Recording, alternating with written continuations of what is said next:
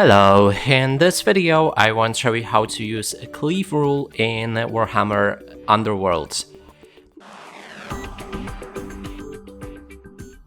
And to do this, first you will need to take a look on a card for one of your heroes, and if there's a weapon with a rule underneath Cleave, that means you can use it.